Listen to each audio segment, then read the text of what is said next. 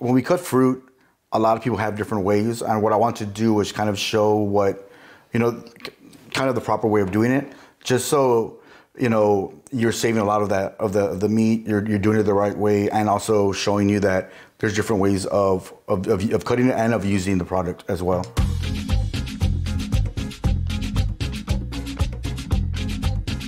Everyone buys limes, for your beer.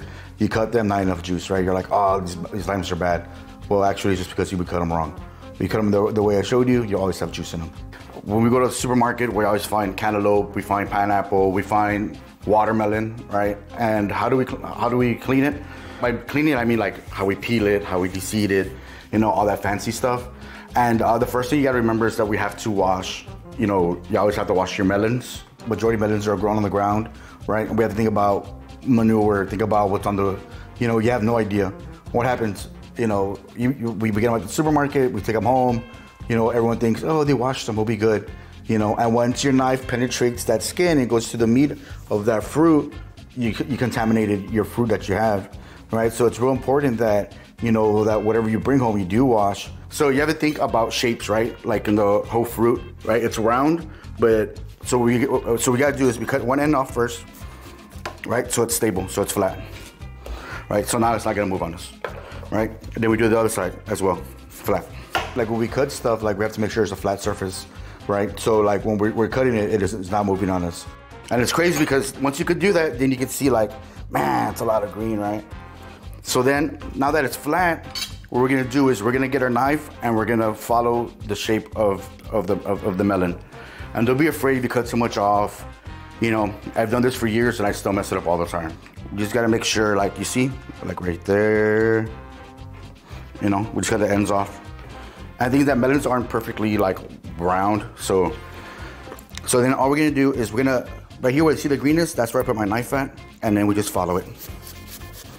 And we follow the body.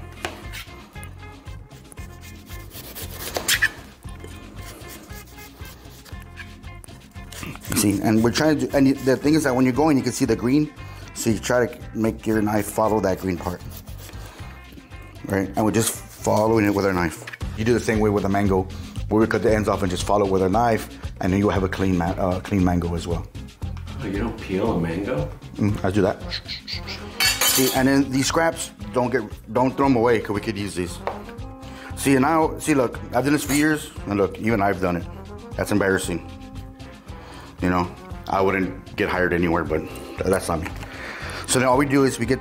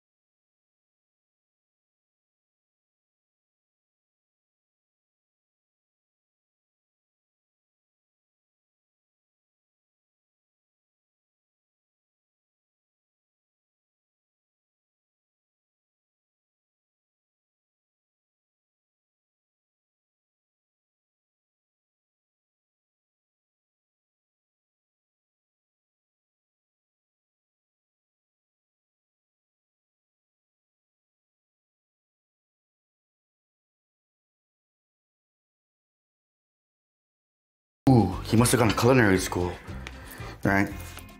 But when you work in a hotel, this is all you do all day, peel fruit, So something like this wows people. You can manage how much everyone eats, right? And it looks pretty cool. Okay? So that's the melon. Here, I'll save this. Save this on the set. I'll put it over here. All right, the second one. Pineapple is real crazy, right? You've seen crazy stuff, right?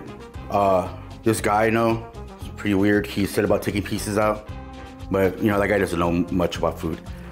So there's a lot of different ways. So this is what I usually do. First, cut off the top part, right? Just that. Then we cut off the back part. It's the same way how I talked about how we do the flat parts, right? So they don't move, right? And I cut it super chueco, so you can see like it's all weird, right? That's my fault, so. But you can tell, look, the cool thing is once you cut it, then you can see the fruit. So you can tell, like, if you look at the fruit, like right there, it's kind of ugly, right? But it's okay, because, you know, there's a lot of ugly people, and we try to look at the good things. So that's what we're gonna do with this fruit. We're gonna try to get the good things. So we trim it. So the same thing is we're following that skin of the pineapple, right? As close as we could get. Right? And don't throw it away, 'cause I'll show you why.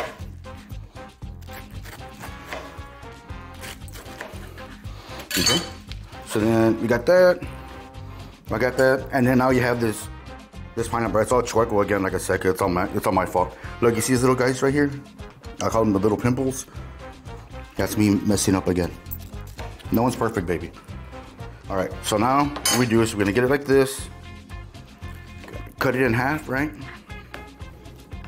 Then we're gonna cut it in half one more time.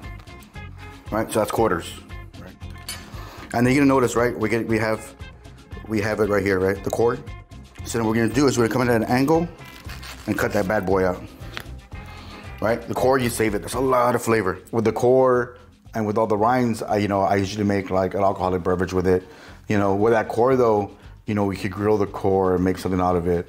You know, or even if you want to just put that core, you know, into like your Kool-Aid, right? And what happens is that as it sits in your Kool-Aid, so you get flavor of that pineapple. You know, not the fact that you're gonna eat it, but it's imparting that flavor. Then all you do is you slice little pieces like this. The same way we cut the cantaloupe, the same way. I'm breathing very hard because this knife is very dull. Okay. So we just cut like this, you see? It's simple, it's different. You get a lot more fruit for it, see? And that's your pineapple. Okay, and the last thing I wanted to show was that limes, lemons, we all buy a lot of them, right? We have like 10, my wife loves peeled lemons, she loves peeled limes. You know, Emily's always buying a ton of them. But it drives me crazy because she always just cuts them in half, right? The old Mexican way. Right? But then what happens? You squeeze it, you get arthritis, you can't get any juice out of the damn thing. There's a little trick. Okay. So this lemon has been sitting here, I don't know, a while. It has freckles on it. All right, so you get your lemon, and you're gonna cut off one side first, like that. Then you're gonna cut off the other side as well, like that. So now you have this weird shaped thing, right? But you have the two halves. Now that it's flat, you're gonna lay it flat like this. Then you're gonna cut it one more time. See? So now you have the core of your citrus, the two sides, and the two sides. Cutting it this way, you're gonna maximize the most juice you could ever get out of your citrus. It's one of those little things that no one talks about. You know, some people do know, but people are always lazy, right? They're like, it takes too long. It took like another second to cut it that way, you know? But that's the best way to get citrus out of there. When you do press to get juice out of it, you know, it's just that the way we're cutting along the fibers, you get more juice out of it, unlike when you cut it halfway. A lot of times you'll buy a lemon, a lemon or a lime, you cut it half and you squeeze it. What happens a lot of times? It's dry. There's nothing in there. You know, where unlike we cut in those sections that we talked about, and you like any little piece you get, there's gonna be a lot of juice in it. This is the proper way of cutting fruit, cutting lemons. The same thing with watermelon. Watermelon is a little bit bigger, but the way I would do it is I would cut it in half first, and then peel the ends off the way I did with everything else. You know, it's gonna save time. You get more for your money. You know, and then this way it's all clean. You don't have to worry about half a watermelon wrapped in your fridge that's rolling around, that gets stained, that leaks everywhere. You know, then you have to throw it outside because you don't want to throw it in the trash can. You think you're doing a favor for the birds. Whole story I grew up with. Anyway, thank you guys.